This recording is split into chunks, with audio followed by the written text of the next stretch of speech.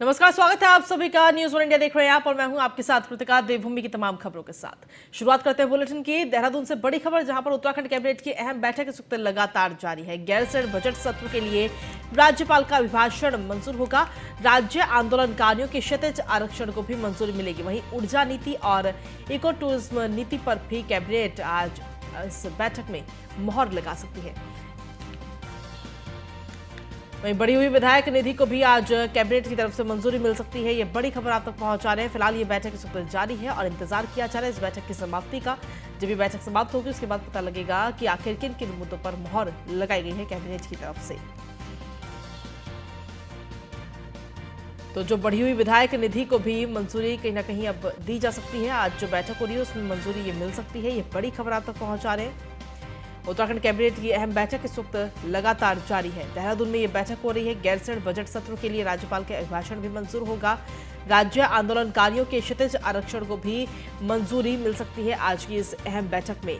इसके अलावा ऊर्जा नीति और इको टूरिज्म नीति पर भी कैबिनेट अपनी मोहर आज लगा सकती है। मुख्यमंत्री सड़क योजना को भी कैबिनेट की तरफ से मंजूरी मिल सकती है। और इसी पर अधिक जानकारी देने के लिए हमारे विशेष संवाददाता सुदीप जैन इस वक्त जुड़ गए हैं। सीधा उन्हीं का रुख करते हैं। सुदीप, क्या कुछ अपडेट्स है आपके पास में? जो बैठक है इस वक्त लगातार जारी है। जी बिल्कुल, देखिए आज बैठक जारी है और 2 दर्जन से अधिक प्रस्ताव हैं इस कैबिनेट बैठक में। करीब 11:15 बजे ये कैबिनेट बैठक शुरू हुई थी। कैबिनेट बैठक में कैबिनेट मंत्री सतपाल महाराज मौजूद नहीं है, वो हैदराबाद एक कार्यक्रम में गए हुए हैं, जो हमारी जानकारी है। आज की कैबिनेट बैठक में राज्य सरकार के 2-3 बड़े एजेंडे हैं। सबसे प्रमुख जो एजेंडा है वो पर्यटन नीति है। राज्य की अपनी पर्यटन नीति आ रही है। पर्यटन के लिहाज से उत्तराखंड बहुत महत्वपूर्ण है। यहाँ धार्मिक पर्यटन, इको टूरिज्म पर्यटन और एडवेंचर टूरिज्म के साथ साथ लोग कुदरत की वादियों का आनंद लेने आते हैं, नैनीताल मसूरी आदि घूमने आते हैं। इसके अलावा राज्य सरकार नए टूरिस्ट डेस्टिनेशन भी डेवलप कर रही है, जो कि पिथौरागढ़ और नैनीताल जिले में आगे की ओर स्थित हैं। इसके अलावा मैदानी जिलों में, जिसमें हरिद्वार ऋषिकेश को भी डेवलप करने का राज्य सरकार का प्लान है। मुख्यमंत्री पहले ही कह चुके हैं कि जो हरिद्वार की हर की पैड़ी है उसको जिस प्रकार से उज्जैन और बनारस में कॉरिडोर बनाया गया उस प्रकार से डेवलप किया जाएगा। तो नई पर्यटन नीति को देखना बहुत महत्वपूर्ण होगा कि इसमें क्या है। इसके साथ ही इको टूरिज्म, जो पहाड़ों में इको टूरिज्म इलाके में जो पर्यटक जाते हैं उनके लिए इको टूरिज्म नीति अलग से आ रही है। इसमें स्टेक होल्डर से भी बातचीत की है पूर्व में, जिसका असर इस नीति में दिखेगा। इसके साथ ही तीसरा बड़ा एजेंडा है, जिस प्रकार से PMGSY यानी प्रधानमंत्री ग्राम सड़क योजना होती थी, मेरी मुख्यमंत्री सड़क योजना होती थी, मेरा गांव मेरी सड़क योजना होती थी, उसी प्रकार से एक नई योजना राज्य सरकार मुख्यमंत्री सड़क योजना लेकर आ रही है। इस योजना में वो सड़कें शामिल की जाएंगी जो अलग अलग, जैसे PWD, NH या दूसरे डिवीजन के अंतर्गत कवर नहीं होती, मानकों को पूर्ण नहीं करती। ऐसा मानक को पूर्ण न करने वाली सड़कों को इस स्कीम में शामिल किया जाएगा, क्योंकि पहाड़ के दूरस्थ इलाके कई ऐसे हैं जहां बहुत छोटे पैचेस हैं, टेंडर्स में वो नहीं आ पाती या विभिन्न कारणों से उन्हें मंजूरी नहीं मिल पाती और लोगों के सामने एक बड़ी समस्या कनेक्टिविटी की है। तो इसको भी मुख्यमंत्री धामी सरकार दूर करने वाली है।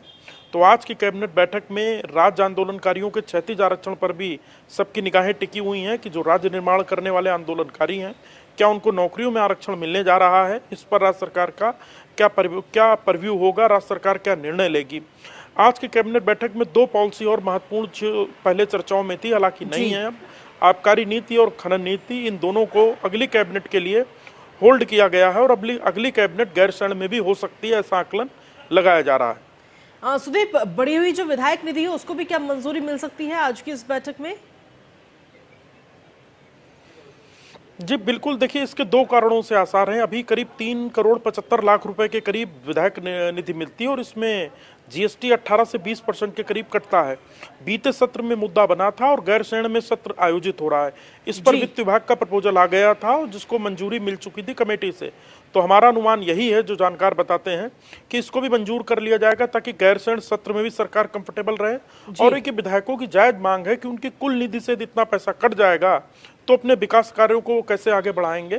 तो इन सारी दिक्कतों को देखते हुए ये विधायक निधि में इजाफे का भी प्रपोजल इस कैबिनेट बैठक में है, जिसे मंजूर किया जा सकता है। ठीक है, शुक्रिया तमाम जानकारी देने के लिए सुदीप।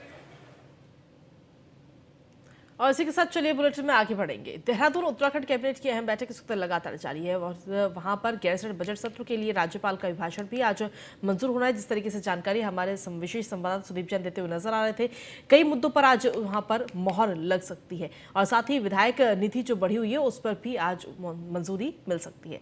इसी के साथ खबरों में आगे बढ़ेंगे। देहरादून से अगली खबर, जहां पर अंतर्राष्ट्रीय महिला दिवस सप्ताह का शुभारंभ अब हो चुका है। मुख्यमंत्री पुष्कर सिंह धामी ने महिला दिवस सप्ताह का शुभारंभ किया है।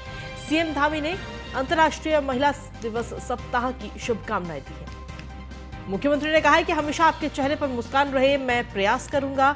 किसी भी राज्य की तरक्की मातृशक्ति तय करती है। उत्तराखंड बनाने में राज्य की महिलाओं का बड़ा योगदान है। ये तमाम बातें आज मुख्यमंत्री पुष्कर सिंह धामी की तरफ से कही गई हैं। दरअसल आपको बता दें कि 8 मार्च को हर साल अंतर्राष्ट्रीय महिला दिवस मनाया जाता है और उससे पहले, क्योंकि आज देखा जाए तो 2 मार्च है, तो आज से कहीं ना कहीं इसकी शुरुआत पूरे सप्ताह अंतर्राष्ट्रीय महिला दिवस मनाया जाएगा पूरे सप्ताह। और उसके लिए मुख्यमंत्री पुष्कर सिंह धामी ने शुभकामनाएं भी दी और कहा कि आपके चेहरे पर हमेशा मुस्कान बनी रहे, मैं ये प्रयास करूंगा।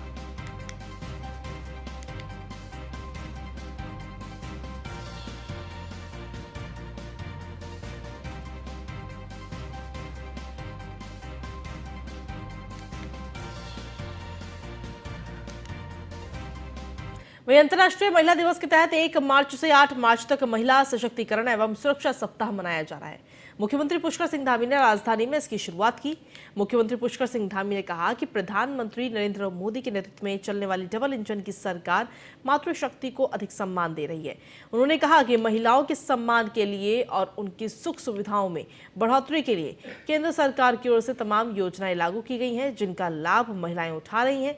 1 मार्च से 8 मार्च तक चलने वाले सुरक्षा सप्ताह के दौरान तमाम जगहों पर महिलाओं के उत्थान और उनके विकास के लिए विभिन्न बिंदुओं पर चर्चा भी की जाएगी।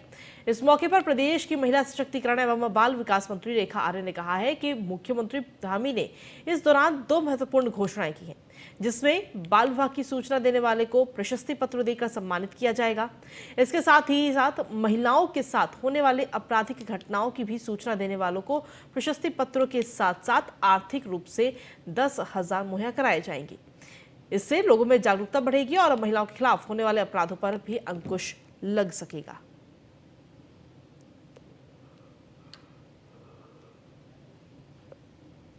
अंतर्राष्ट्रीय महिला दिवस के अवसर पर माननीय मुख्यमंत्री जी ने 2 विशेष घोषणाएं की हैं। एक तो बाल विवाह की सूचना देने वाले ऐसे कोई भी जनमानस में कोई भी व्यक्ति होगा, उसको एक सम्मानित धनराशि के साथ में उसको सम्मानित किया जाएगा। प्रशस्ति पत्र के माध्यम से भी उसको सम्मानित किया जाएगा। और महिलाओं के प्रति किसी प्रकार का अपराध यदि कहीं घटित हो रहा है, उसकी सूचना देने के लिए भी संबंधित व्यक्ति को जो है उसकी सूचना गोपनीय रखने के साथ में उसको आर्थिक पुरस्कार और उसको उस प्रशस्ति पत्र, इन दोनों चीज़ों की घोषणा की है। सम्मानित धनराशि 10,000 रुपये तक की आज यहाँ पर घोषणा हुई है और निश्चित रूप से इस छोटे छोटे प्रयासों से हम अपराध को रोकने में कहीं ना कहीं सफल होंगे। अंतर्राष्ट्रीय वहीं नॉर्थ ईस्ट के 3 राज्यों में त्रिपुरा, मेघालय और नागालैंड के विधानसभा चुनाव परिणाम को लेकर सीएम पुष्कर सिंह धामी ने टिप्पणी की। मुख्यमंत्री ने कहा कि प्रधानमंत्री नरेंद्र मोदी के नेतृत्व में पूरे देश में विकास कार्य हो रहे हैं और देश का मान सम्मान बढ़ा है। उसी तरह से नॉर्थ ईस्ट का भी तेजी के साथ विकास हो रहा है। मुख्यमंत्री धामी ने कहा कि पहले बजट के लिए नॉर्थ ईस्ट के लोगों को केवल इंतजार करते हुए देखा जाता था। आज प्रधानमंत्री नरेंद्र मोदी के नेतृत्व में उन क्षेत्रों का तेजी के साथ विकास हो रहा है। वहां के लोगों ने प्रधानमंत्री नरेंद्र मोदी के ऊपर आस्था व्यक्त की है और उनको अपना समर्थन भी दिया है।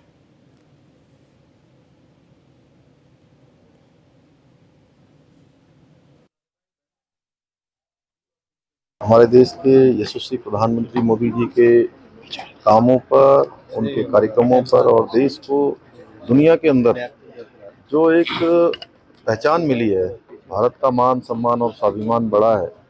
और नॉर्थ ईस्ट के जितने भी राज्य हैं, उन राज्यों में पहले जिस प्रकार से लोगों को बजट के लिए केवल इंतजार करते हुए देखा जा सकता था, आज वहाँ पर काम हो रहे हैं, तेजी से नॉर्थ ईस्ट का विकास हो रहा है। और माननीय प्रधानमंत्री जी के नेतृत्व में उन सभी लोगों ने विश्वास व्यक्त किया है, अपना समर्थन दिया है। और मैं समझता हूँ कि आदरणीय प्रधानमंत्री जी के नेतृत्व में जो हमको जीत मिली है, उससे नॉर्थ ईस्ट का विकास और तेजी से आगे। उत्तराखंड की धर्मनगरी ऋषिकेश में आज से अंतर्राष्ट्रीय योग महोत्सव का भी आगाज हो चुका है। मुख्यमंत्री पुष्कर सिंह धामी ने ऋषिकेश पहुंचकर अंतर्राष्ट्रीय योग महोत्सव के कार्यक्रम में हिस्सा लिया। इससे पहले उन्होंने ऋषिकेश में गंगा आरती कर देश और प्रदेश की समृद्धि की कामना की। योग महोत्सव में पर्यटन मंत्री सतपाल महाराज, वन मंत्री सुबोध उनियाल और वित्त मंत्री प्रेमचंद अग्रवाल ने भी शिरकत की। कार्यक्रम के दौरान मुख्यमंत्री ने संबोधन में कहा कि गर्व की बात है कि ऋषिकेश विश्व पटल पर योग की अंतर्राष्ट्रीय राजधानी के नाम से मशहूर है। उत्तराखंड सरकार और प्रधानमंत्री नरेंद्र मोदी के नेतृत्व में लगातार आध्यात्मिक पर्यटन को बढ़ावा देने के लिए कार्य कर रही है।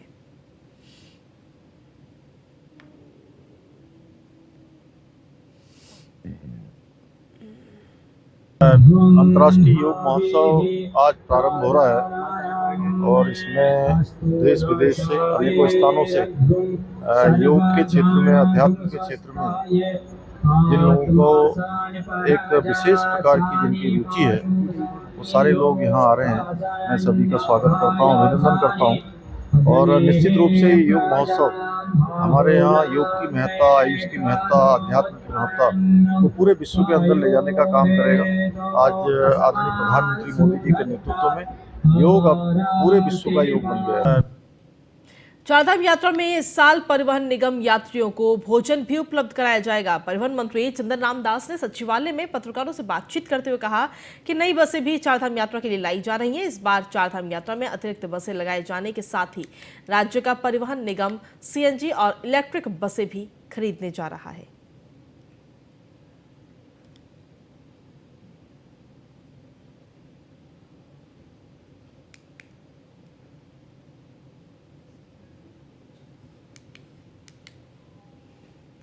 तो आपको बता दें कि परिवहन निगम यात्रियों को भोजन की भी व्यवस्था इस बार कराएगा। जो लोग तीर्थ पर आएंगे, चारधाम यात्रा पर जो लोग आएंगे, उत्तराखंड के परिवहन मंत्री चंद्र राम दास ने ये बड़ी बात कही। इस बार हम चारधाम यात्रा में बसें बढ़ाएंगे, अपने रोडवेज स्टेशन खोलेंगे, ड्राइवर कंडक्टरों की रहने की व्यवस्था, खाने की व्यवस्था, और हम कुछ एजेंसी से बात कर रहे हैं और आवश्यकता पड़े तो हम यात्रियों की सुविधा के लिए भी खाने की व्यवस्था करने जा रहे हैं। मेडिकल की, शौचालय की अलग से रोडवेज व्यवस्था करने जा रही है। इसलिए इस बार रोडवेज की तैयारी चारधाम यात्रा के लिए विशेष रूप में हम लोग कर रहे हैं। उसके बाद हमारे 200 सीएनजी वाहन आ रहे हैं और इलेक्ट्रिकल वाहन की भी इलेक्ट्रिकल टेंडरिंग प्रक्रिया शुरू हो गई है। हम तत्काल प्रदेश में बसों की संख्या, अपने बेड़े को उत्तर बढ़ाने का हम काम करने जा रहे हैं। मिनिमम शुल्क के आधार पर हम उनको वैष्णव भोजन की व्यवस्था करने जा रहे हैं। रुड़की की जहां पर सड़क हादसे का दिल दहला देने वाला एक वीडियो सामने आया है। इस वीडियो को देखकर किसी के भी रोंगटे खड़े हो जाएंगे। कार ने सड़क पार कर रही 2 लड़कियों को, जिनकी उम्र मात्र 15 साल और 4 साल है, उन्हें इतनी तेज टक्कर मारी कि देखने वालों की रूह कांप गई। सीसीटीवी में जो सड़क हादसा हुआ वो रुड़की के पास मंगलौर कोतवाली क्षेत्र के मंजावली गांव का बताया जा रहा है और इस वीडियो में साफ दिख रहा है कि 2 किशोरियां सड़क पार कर रही थी। जैसे ही वो डिवाइडर के पास पहुंची तभी तेज रफ्तार कार ने उन्हें जोरदार टक्कर मार दी। कार की टक्कर से दोनों सड़क की दूसरी ओर जा गिरी, तो वहीं कार भी डिवाइडर से टकराकर बुरी तरह क्षतिग्रस्त हो गई। इस हादसे में दोनों लड़कियां गंभीर रूप से घायल हो गई।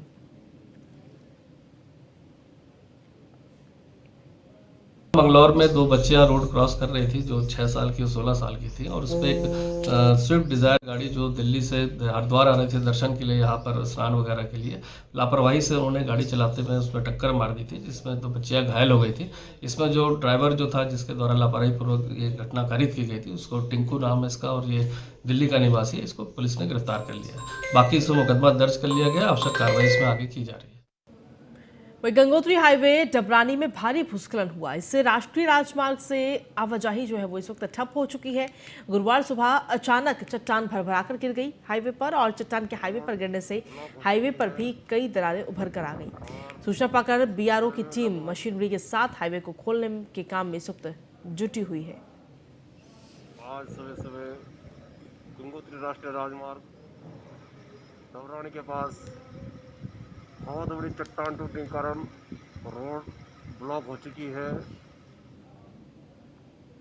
मसूरी के शिफन कोर्ट से 3 साल पहले बेघर हुए लोगों को अभी तक विस्थापित नहीं किया गया, जिससे आक्रोशित लोगों ने मसूरी में वादा निभाओ शंखनाद रैली निकाली और इस दौरान प्रदर्शनकारियों ने कैबिनेट मंत्री गणेश जोशी और पालिका अध्यक्ष के खिलाफ जमकर नारेबाजी की। साथ ही सरकार से जल्द विस्थापन की मांग की। बता दें कि शिफन कोर्ट से 3 साल पहले बेघर हुए 84 परिवार लगातार अपनी विस्थापन की मांग कर रहे हैं, लेकिन उनकी सुध लेने वाला कोई नहीं, जिसको लेकर प्रभावितों ने वादा निभाओ शंखनाद रैली निकाली और इस दौरान पारंपरिक वाद्य यंत्रों के साथ मसूरी गांधी चौक से वादा निभाओ शंखनाद रैली का शुभारंभ किया, जो माल रोड से होते हुए मसूरी शहीद स्थल पहुंची। रैली के दौरान शिफन कोर्ट के बेघरों के समर्थन में लोगों ने मसूरी पालिका अध्यक्ष अनुज गुप्ता और मसूरी विधायक गणेश जोशी से प्रभावितों को आवास देने का वादा नहीं निभाने को लेकर जोरदार नारेबाजी भी की। जब इन्होंने 24 अगस्त 2020 को इस शिफन कोर्ट के जो मजदूर हैं, दलित वर्ग के लोग हैं, जो आज़ादी से पहले वहाँ बसे हुए हैं, उनको हटाया था और यहाँ के नगर पालिका अध्यक्ष अनुज गुप्ता और विधायक गणेश जोशी जी ने इनसे वादा किया था कि हम आपको जो है 15 दिन में आपको अपने नए आवास दे देंगे। लेकिन आज और ऐसे वादे इन्होंने कम से कम दर्जनों बार बोला है, इनके बीच आके बोला है और घोषणाएं की हैं, बड़ी बड़ी घोषणाएं की हैं और लिखित में भी दिया है और आज 3 साल होने को हैं, लेकिन आज तक इसमें से किसी एक भी आदमी को जो है आवास आवंटित अभी तक नहीं हुआ है। इतना बड़ा एक अफसोसजनक बात है कि मुख्यमंत्री जी के भूमि पूजन के बाद भी, विधायक और मंत्री के भूमि पूजन के बाद भी आज तक 1 साल सवा साल हो चुका है, एक ईंट वहाँ पे नहीं लगी है। इससे बड़ा धोखा कभी किसी मजदूर के साथ, किसी दलित आज तक हिंदुस्तान में नहीं हुआ होगा। शंखनाद रैली है, ये तब तक चलेगी। इसके बाद हमारा जो है धरना है और धरना हमारा जो है अनिश्चितकालीन धरना है, ये तब तक चलेगा जब तक जो है हमारा वादा पूरा नहीं होता। जो वादा जो है नगर पालिका अध्यक्ष जी ने किया था, माननीय मंत्री गणेश जोशी जी ने कहा था, उन्होंने कहा था कि जब हमारे छत टूटे जा रहे थे तो माननीय मंत्री जी ने कहा था कि हम जो है 15 दिन में आपको आवास बना के दे देंगे और आपको छत दे देंगे। मगर आज 3 साल हो चुके हैं, उन्होंने भूमि पूजन भी किया माननीय मुख्यमंत्री जी ने, मगर आज की डेट में भी हमें जो है छत के बदला छत नहीं मिला है। हमें माननीय मंत्री जी से और अध्यक्ष जी से ये निवेदन है कि जो वादा उन्होंने किए थे वो वादा पूरा करें। किसी बात नहीं हुई है, हमारे यहाँ पे धरना शुरू हो गया है, अनिश्चितकालीन धरना है। जब तक हमारी मांग पूरी नहीं होती है तब तक हम यहाँ से हटाएंगे। आवास विहीन ये लोग आज 4 साल हो गए थे कोरोना से, और कोरोना के समय पर इस सरकार ने, स्थानीय सरकार ने और प्रदेश की सरकार ने पुलिस बल के माध्यम से इनके घरों को तोड़ा गया। उत्तराखंड कैबिनेट की बैठक में हुई कई अहम फैसले। गैरसैंण बजट सत्र के लिए राज्यपाल का अभिभाषण भी मंजूर किया गया। पर्यटन नीति का कैबिनेट के सामने प्रेजेंटेशन हुआ। राज्य आंदोलनकारियों के क्षतिज आरक्षण मुद्दा नहीं आने पर भी अफसरों को फटकार लगाई। इसके साथ ही सोलर पॉलिसी को कैबिनेट ने अपनी मंजूरी दे दी है। आपको बता दें, लगातार आप तक पहुंचा देते हैं कि कैबिनेट की बैठक चल रही है और उसमें इन तमाम चीजों को लेकर के मंथन हुआ और मंजूरी मिली है। दूरसंचार और श्रम विभाग की सेवा नियमावली को भी आज इस बैठक में मंजूर कर लिया गया। और खबरों का सिलसिला न्यूज इंडिया पर यूं ही लगातार जारी। फिलहाल देवभूमि में इतना ही। नमस्कार।